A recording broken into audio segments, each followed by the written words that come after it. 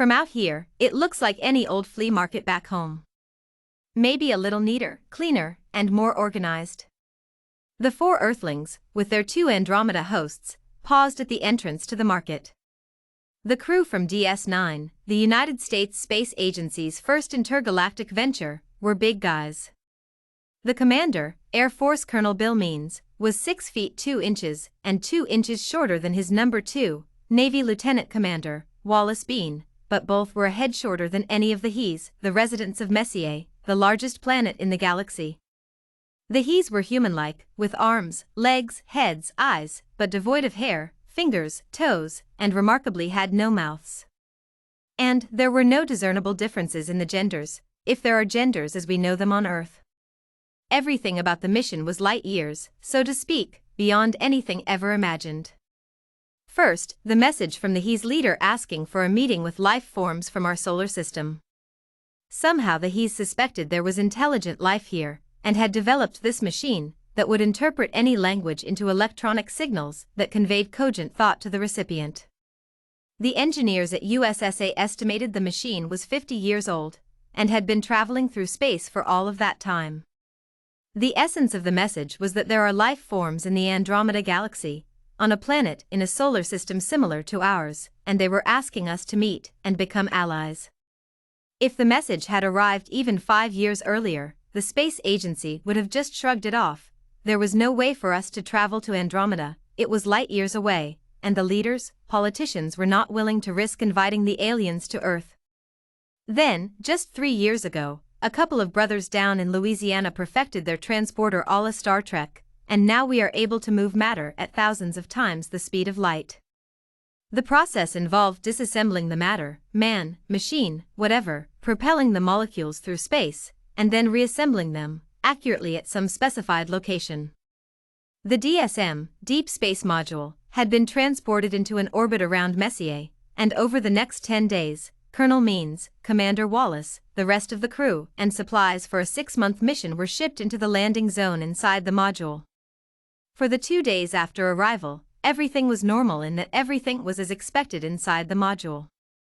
Then the alien arrived, just one alien, traveling alone inside a spacecraft built for one, not much different from one of our spacesuits except that it had some kind of propulsion device on the back. He was hovering outside the DSM for a couple of hours before the crew began to hear him speaking. He was using that same kind of telepathy gadget that had traveled to Earth. It identified itself as a leader, welcomed the visitors, invited them to the surface of the planet. The crew was able to determine that the planet had an atmosphere similar to Earth's with nitrogen/oxygen air. The temperature was cool, but within what we'd consider a normal range, so they drew straws and 4 of the 8 started gathering tools and gear to make the first ever visit to an alien world. The transporter set them down in a vacant area near the center of a city of sorts.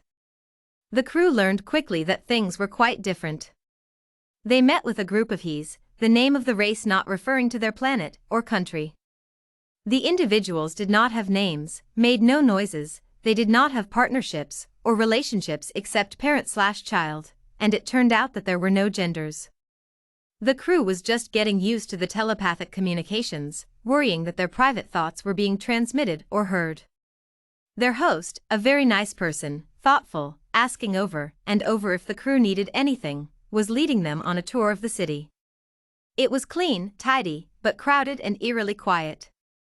That lack of noise was disconcerting for the Earthlings. There was no laughter, no shouting, and worse, no music.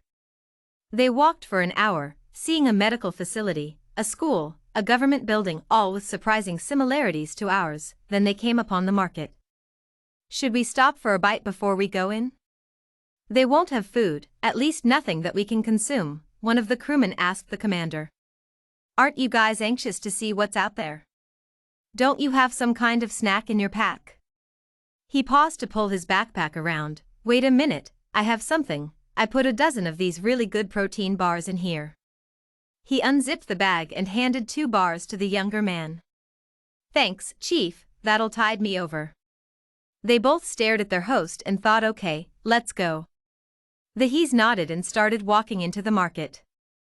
They walked about 30 feet to the second booth and froze. Is that? There were no signs, but the displays behind the glass doors were indisputable.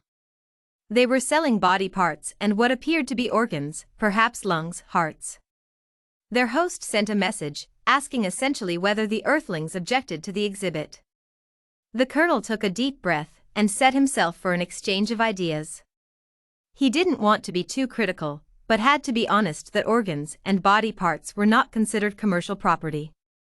The Hees didn't understand why but accepted the notion that the Earthlings objected. The Hees saw this as a perfectly logical element of commerce. That little exchange of thoughts set them up nicely for the next booth. They couldn't figure it out at first, but they stopped and stared. They didn't know what they were witnessing. The host read the thoughts and explained. It seems all the Hees, or at least healthy ones, were capable of producing embryos that were expelled from an orifice in the abdomens. Then the embryos were placed in a nest of sorts for several weeks of gestation. The display was filled with these nests and were for sale to anyone interested. There was a segment of the population that could not produce embryos and were anxious buyers. There were 2 tables in the back of the booth where Hees could deliver new embryos for the market. Again, the Earthlings were at odds with this seeming lack of morality. The rest of the market tour was just about as interesting. They learned that the Hees do not go to schools. Instead, they learned via telepathy at little booths in markets like this one. Parents, or a parent, would bring an adolescent to the booth, around age 10, and in 1 hour would absorb all the accumulated knowledge of the race. 2 of the crew members were physicians and had a lot of questions about medicine, health care, how the Hees consumed nourishment, how their bodies managed the food if there was any. They asked their host if there were medical or healthcare workers on the planet. It turns out there were a couple nearby very anxious to meet and communicate with the Earthlings. They worked closely together for the duration of the mission. The Hees were remarkable beings in the judgment of the Earth doctors. The life cycle was remarkable, similar to humans in some respects, but vastly different in others. There were no individual male or female beings, instead, they were hermaphrodites, all carrying all of what humans see as uniquely male or female reproductive capability. The embryos were remarkably strong and grew, matured at a much quicker pace than humans. Those in the baskets at the market were typically only a few hours old, but in 10 weeks or so would develop mature organs, respiratory, and cardiac systems. In 10 more weeks, they could walk. Physically, other than the missing mouth and digits, they were much like humans. After gestation and the growth spurt over the first 5 to 6 months, they age at a pace similar to humans. Their lifespan was about 50 to 60 years. Nearly all deaths were attributable to age. It seemed the planet had no pathogens. There didn't appear to be a big variety of vegetation. The fields were filled with a plant with fruit similar to oranges or grapefruit, and they made up 90% of the diet for the entire planet.